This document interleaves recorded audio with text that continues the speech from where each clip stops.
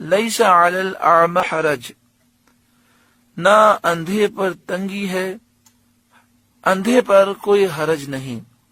اس آیت کریمہ کا شان نزول یہ ہے، حضرت سعید بن مسیب رضی اللہ تعالی عنہ سے مروی ہے کہ صحابہ کرام نبی کریم صلی اللہ علیہ وآلہ وسلم کے ساتھ جہاد کو جاتے تو اپنے مکانوں کی چابیاں نابینا اور بیماروں اور اپاہجوں کو دے جاتے، جو ان آزار کے باعث جہاد میں نہ جا سکتے، یعنی جو مریض ہیں، بیمار ہیں، نابینا ہیں، اپاہج ہیں، ان پر جہاد فرض نہیں ہے۔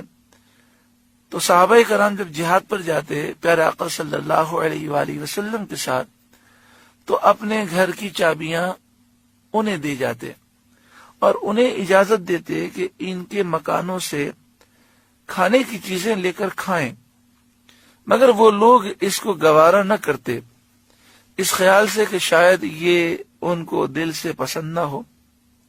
اس پر یہ آیت نازل ہوئی اور انہیں اس کی اجازت دی گئی، یعنی وہ یہ خیال کرتے کہ شاید انہوں نے مروتاً ہمیں کہہ دیا ہو کہ آپ ہمارے گھر میں سے کچھ کھانا چاہیں تو کھا سکتے ہیں، دل سے انہوں نے اجازت نہیں دی ہوگی۔ تو یہ آیت نازل ہوئی اور فرمایا گیا کہ جن کے پاس مکانوں کی چابیاں ہیں، چاہے وہ نابینا ہوں، بیمار ہوں، اپاہج ہوں اور وہ جہاد پہ نہ جا سکے، تو جن صحابہ کرام نے انہیں مکان کی چابیاں دی ہیں اور انہیں اجازت دی ہے کہ کھانا کھا سکتے ہیں ہمارے گھر سے، آپ ہمارے گھر سے کھانا کھا سکتے ہیں، تو کھانا کھانے میں کوئی حرج نہیں ہے۔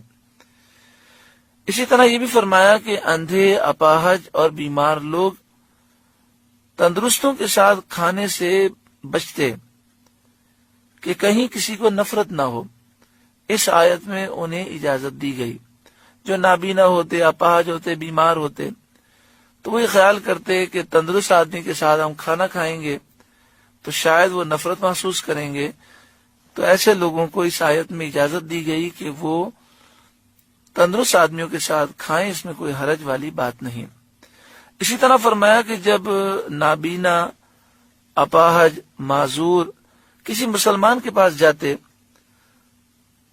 اور اس کے پاس ان کے کھلانے کے لیے کچھ نہ ہوتا تو وہ انہیں کسی رشتہ دار کے یہاں لے جاتے، یہ بات ان لوگوں کو گوارا نہ ہوتی، اس پر یہ آیت نازل ہوئی اور انہیں بتایا گیا کہ اس میں کوئی حرج نہیں۔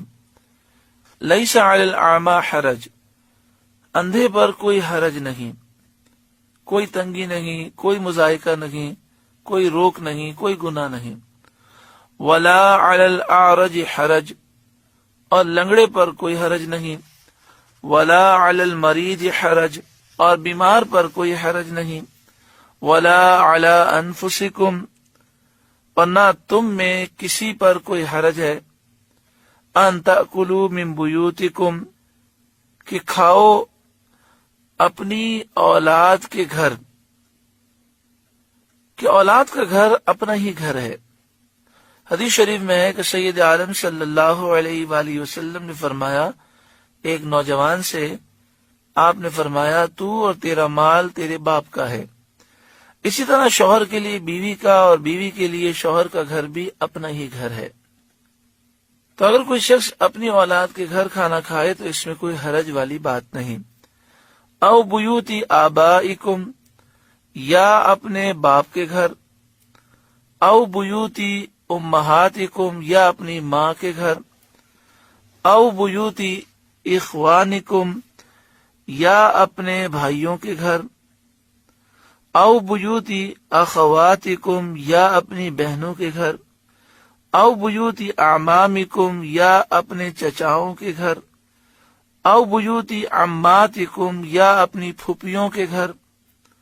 او بیوتی اخوالکم، یا اپنے ماموں کے گھر۔ او بیوتی خالاتکم، یا اپنی خالاؤں کے گھر۔ او ما ملکتم مفاتیحہ، یا جہاں کی چابیاں تمہارے قبضے میں ہیں۔ حضرت عبداللہ بن عباس رضی اللہ تعالی عنہما نے فرمایا اس سے مراد آدمی کا وکیل اور اس کا کار پرداز ہے۔ او صدیقکم یا اپنے دوست کے گھر کھانے میں کوئی حرج نہیں۔ معنی یہ ہے کہ ان سب لوگوں کے گھر کھانا جائز ہے، چاہے وہ موجود ہوں یا نہ ہوں، جبکہ معلوم ہو کہ وہ اس سے راضی ہیں۔ یہ سارے جن کے گھر ذکر کیے گئے، ان گھروں میں دوستوں کے یہاں کھانے میں حرج نہیں، جبکہ اس بات کا یقین ہو کہ ہمارے وہاں جانے سے اور کھانا کھانے سے وہ خوش ہوتا ہے۔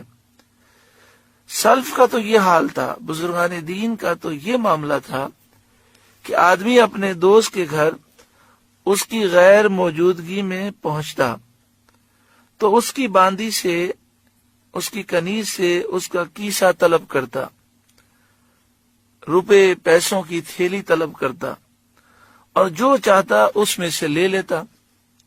جب وہ دوست گھر آتا اور باندی کنیز اس کو خبر دیتی تو اس خوشی میں وہ باندی کو آزاد کر دیتا۔